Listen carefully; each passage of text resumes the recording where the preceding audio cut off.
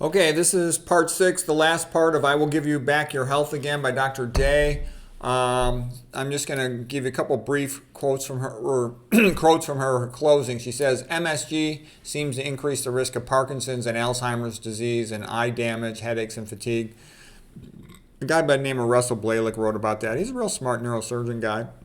His father had died from Parkinson's disease, and he's being a neurosurgeon. He knows a lot about the brain. So he traced MSG going all the way back to the days of, I think the guy's name was Craig Olney. In the 1960s, he figured out that MSG was a major neurotoxin. They finally got it taken out of baby foods, but they put it in tons of other foods. The Japanese had really developed it. It makes food taste good. Even stale, crappy food, it makes it taste good. But it's an excitotoxin. It increases permeability of the brain NMDA receptor for glutamate. It's a calcium channel, lets more calcium into the brain cells, so it hyperstimulates them, which is bad. Anything that increases cytoplasmic calcium is a stimulant, and it's bad. Okay, and the only way to avoid it is to avoid all the processed foods. She also talked about aspartame also being like MSG, a stimulant. It activates the NMDA receptor. It's a potent brain toxin. Food dyes are bad. So she goes into more detail about all these food additives. They're all bad, and the only way you avoid that stuff is avoid processed food. You really shouldn't eat any processed food, nothing. I'll never eat any food that has more than one ingredient. Even if there's just a second ingredient, they can add stuff to it like MSG and not even tell you. She says the Garden of Eden diet is a raw food vegan diet. She thinks raw food is better than cooked food. She feels that it has enzymes in it that assist in digestion and nutrient absorption. She feels it is beneficial. She'd prefer raw food over cooked starch. So that's different than McDougal. McDougal says cooked starch is the best food. She says frozen food is not as good as fresh raw food. She said GMO is bad. You should never eat GMO food. You should never eat non-organic food. In a perfect world, you'd grow your own food, but few people have those resources.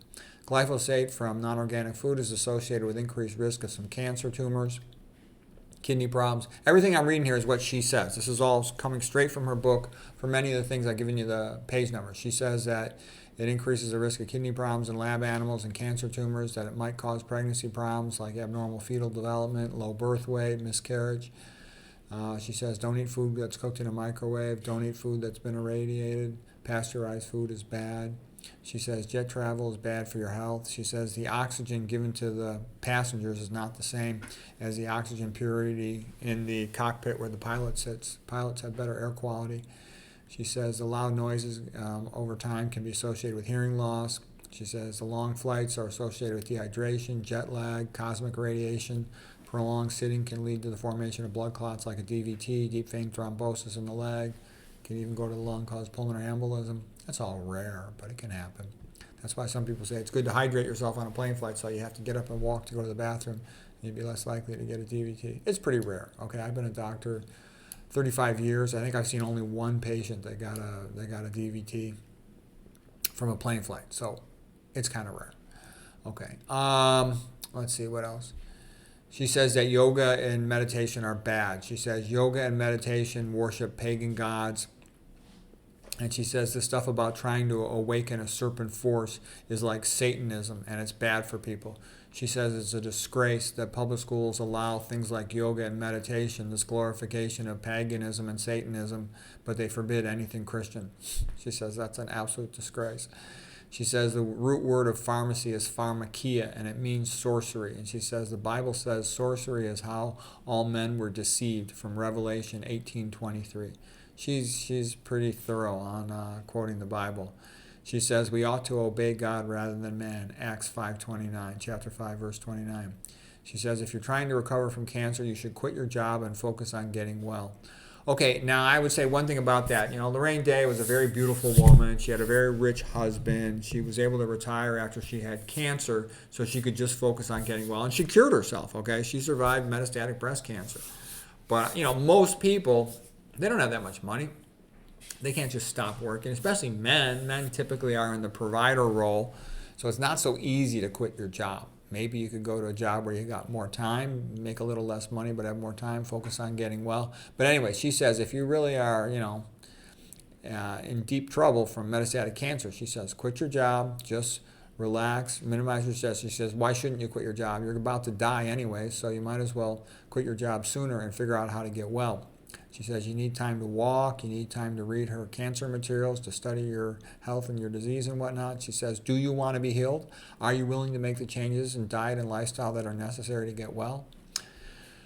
Okay, she knows a lot. This lady's a genius. I mean, don't get me wrong, she's a little bit crazy. All women are a little crazy, and all geniuses especially are a little crazy, but she's a real genius, this lady.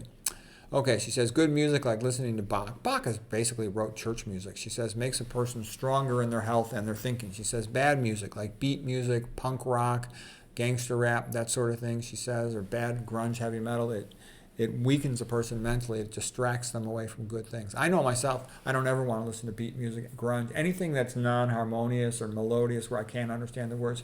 Because and I usually don't even like the words. I'm trying to think, okay? I'm always thinking about something. So music that boom, boom, boom, the beat music pounds the thought out of your head. You can't be intelligent when you're listening to that stuff.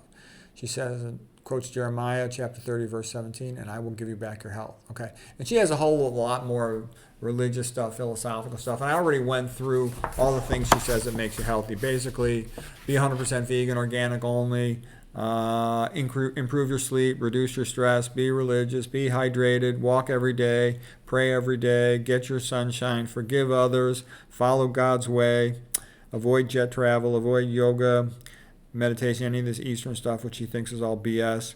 Avoid harmful drugs. Get fresh air. Get outside when you can. Eat low-fat plant foods, especially fruits, vegetables, and grains. Never eat processed food. Never eat anything with MSG in it. Avoid soy. Avoid caffeine. Have an attitude of gratitude. Be benevolent towards others. That's pretty much her overall thing. So I hope you found that helpful.